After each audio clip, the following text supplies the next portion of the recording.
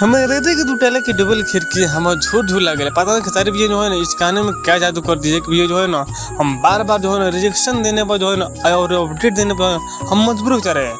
पता ना आखिर खितारी भी ने क्या कर दिया है गाने में। पूरा जो है ना गाना भी रिकॉर्ड बना रहा है, अच्छा खासा लाइक भी मिला है, अच्छा खासा कमेंट भी मिला है। पर यहाँ में जो है ना हमारा जो है ना प्रतिदिन जो है ना उत्साह गाने के प्रति जो है ना और ज़्यादा बढ़ रहा है। पता नहीं क्या कर दिया खितारी भैया ने। ये गाने को जो है आज 15 दिन हो चुका है। 15 दिन में अच्छा खासा लाइक भी, अच्छा खासा कमेंट भी। अभी को तो बातें छोड़ दीजिए आप, व्यू जो है ना करोड़ से पार कर गया है। ये करोड़ 7 लाख व्यू अब तक मिल चुका है भैया जी, 7 लाख प्लस व्यू मिल चुका है। ये होता है खितारी भैया का जलवा।